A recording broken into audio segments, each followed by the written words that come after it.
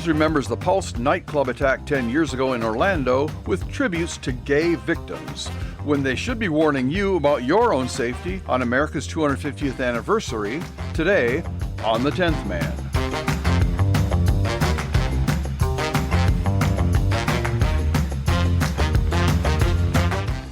This morning, ABC News Good Morning America First Look. That's a half-hour show that comes on at like 5 a.m. It's a good, short, concise picture of the news. But they did a first look today on the 10th anniversary of the Pulse nightclub shooting in Orlando. And they called it an attack on a gay nightclub. And that pretty much was their whole story. As far as they're concerned, that is the whole story. CNN ran a piece as well. I didn't watch it, I actually read it, and it's the same thing. An attack on a gay nightclub. Now, the CNN piece is actually worth pausing on for a moment because they did something interesting. They wrote that Pulse was the most violent terrorist attack on American soil since September 11th. And they used the word terrorist one time in a subordinate clause, that's what the English teachers would call it. And then they spent the rest of the piece talking about LGBTQ plus grief, survivor recovery, and memorial being built in Orlando. And the memorial, that's not a bad thing. The Senate had a resolution, I believe, as well, because it was terrorism. But in their reporting, the word Islam does not appear. ISIS does not appear. The 911 call that Omar Mateen, it wasn't Sean Douglas, it was Omar Mateen, that he made during the attack while people were dying around him, in which he pledged allegiance to the Islamic State, to ISIS, that also does not appear. So they know it was terrorism. They said so. They just decided that that was the one detail that didn't need developing. And 10 years later, that editorial decision is still intact. So that's what we're going to talk about today. And I guess this is what I was going to call a bonus episode. We try to do an episode every Monday. And this is a Friday episode. And my apologies if I don't get it out on time. We usually try to launch these at 3 p.m., but that's what we're doing on the anniversary. And, tell a friend about the 10th Man podcast, blah, blah, blah. So we'll keep it going if you do. Now, let me tell you what Pulse actually was, because it's a very different story from what you saw on GMA First Look this morning. Omar Mateen walked into a nightclub and killed 49 Americans. He used a SIG MCX. Well, that's a SIG Sauer is the company. We call it SIG for short. Not an AR-15, which was reported, though you would have a hard time finding that correction if you go looking for it now. The specific model didn't survive the news cycle because what the press needed was the category. They needed to say it was an AR-15. So when it was not, they just stopped talking about it, because it's the category that drives the frenzy about gun legislation. But never mind the gun for a moment, because the gun is genuinely the least interesting part of this story. While people were bleeding out on the floor around him, Mateen stopped and called 911, and he pledged allegiance to ISIS. That's a recorded statement. The FBI documented it. So, right from the start, you have an ISIS attack on American soil, the worst since 9/11, and the press, 9/11, and the press spent the following week explaining why it wasn't really about ISIS. It was about his self-loathing. It was about, the gun, of course, and it was about American culture. And about toxic masculinity, about anything but the phone call he made while he was conducting this murderous act. The framing that replaced those facts went like this. Gay Americans were attacked because they were gay. And look, that's half true, which makes it completely a lie. These were Americans in a public space targeted by a soldier of an organization that murders homosexuals as a matter of settled theology, but also murders Christians and Jews and Yazidis and anyone else who gets in the way. The motive was Islamic supremacy, and the victim's sexuality was incidental to the attacker. In fact, here's a fact that didn't make the anniversary coverage since they were focused on the site. Before settling on Pulse, Mateen actually scouted Disney Springs. Not a gay venue at all, just a crowd. The target was Americans. The gay nightclub was a target of opportunity, but the press turned it into the point. The victim's sexuality was not incidental to the press because hate crime against gay Americans routes the story to domestic culture war, and ISIS attack on American soil, on the other hand, routes it to a place that they didn't want to go. Now you'll hear the term lone wolf applied to Mateen, and it's applied as a form of lessening. It's applied as an excuse. It sounds like it means something. But what it actually means in practice is that the press can sever the chain of accountability. Without a chain, there's no pattern. And without a pattern, there's no uncomfortable questions about what we're importing to the United States and where we're importing it from. But here's what the press never explains about lone wolf attacks. The lone wolf methodology is ISIS' exact doctrine.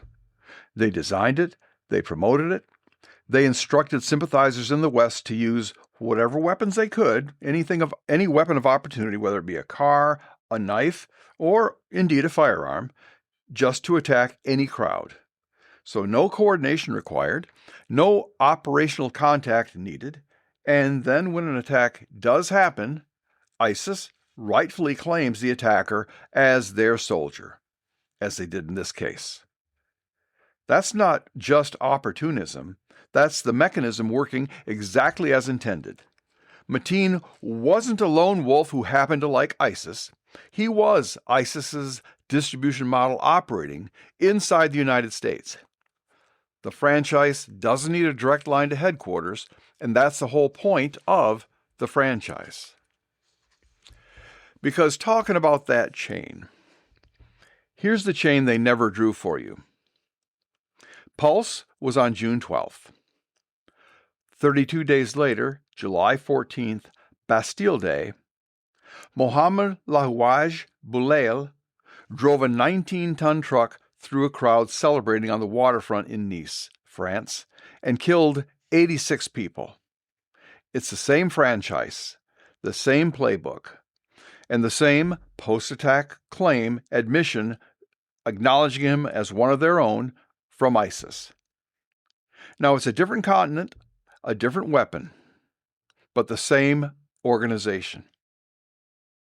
And then in November, Abdul Razak Ali Artan, a Somali refugee resettled in Minnesota from what would become Ilhan Omar's congressional district, drove his car into a crowd at Ohio State University and attacked people with a butcher knife. 13 were injured. The same chain again. The same inspiration and the same ISIS claim. But with these two, there was no gun involved, which is probably why you probably remember them less clearly than you do Orlando, because the press will never remind you of those two 10-year anniversaries. 3 attacks in 6 months on 2 continents. And 1 franchise. Now notice how the press handled the geography. Nice was covered as a French tragedy, a foreign story, sad, distant, no American implications. Pulse was covered as an American gun problem requiring American gun legislation. That is a remarkable editorial conclusion, given that the same organization directed both attacks within 32 days of each other. The gun didn't cross the Atlantic. The ideology did. But in the press narrative, Europe's tragedy is Europe's business, and America's tragedy is evidence of America's sickness. That framing has a name. It's called blaming America. Now, here's what an honest newsroom would be doing right now, on the 10th anniversary of Pulse, with July 4th, 22 days out. They would be noting that this franchise has demonstrated a specific appetite for symbolic dates. Bastille Day, the French national holiday, was not a coincidence. These are not random Tuesdays. The press would be asking what the threat posture looks like heading into the most symbolically loaded date on the American calendar this year, in the year we celebrate 250 years of independence. They would be drawing the line from Orlando to Nice and asking whether that line points anywhere in particular this summer. And I don't know whether you've noticed that the Muslim world is not that happy with the U.S. at the moment. That's what journalism looks like when it is not managing a narrative. But you won't see it on GMA First Look. You won't see it on CNN. What you'll see is the memorial construction schedule and another conversation about gun laws that wouldn't have stopped a truck in Nice or a knife at Ohio State.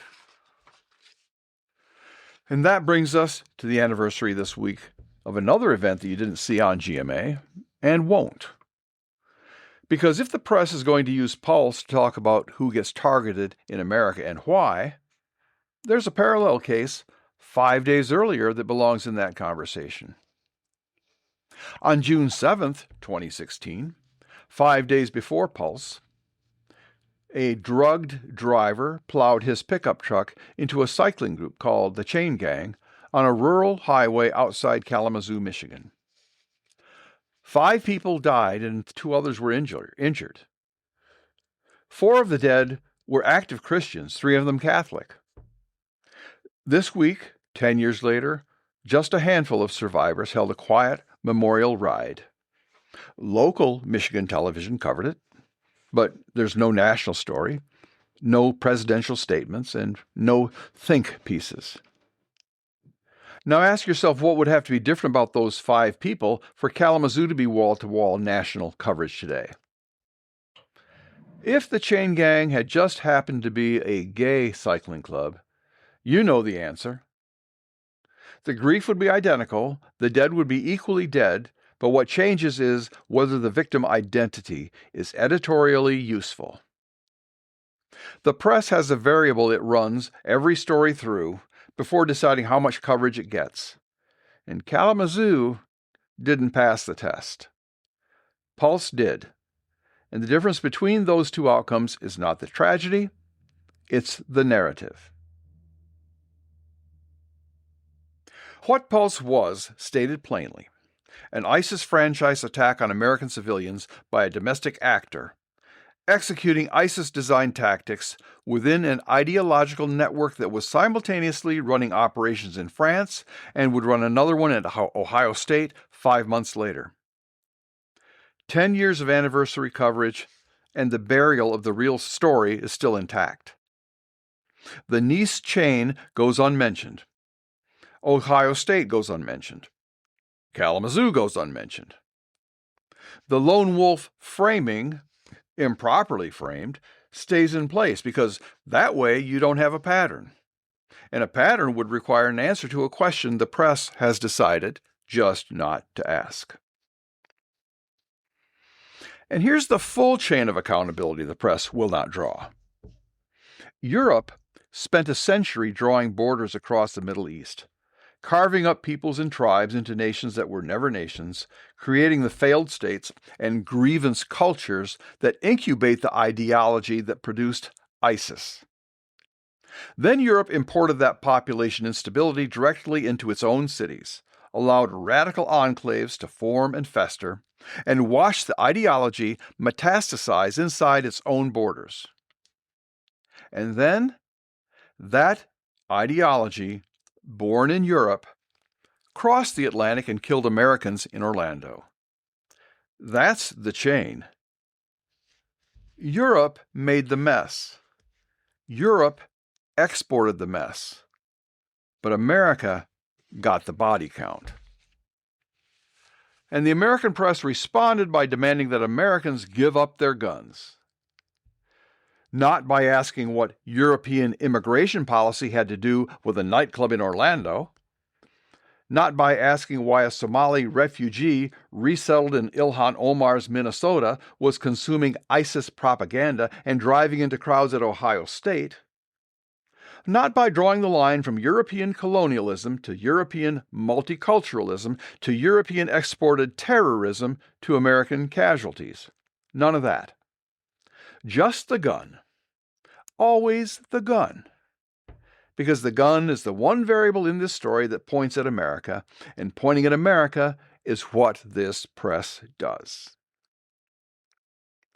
CNN told you this morning that Pulse was the most violent terrorist attack on American soil since 9/11. They were right.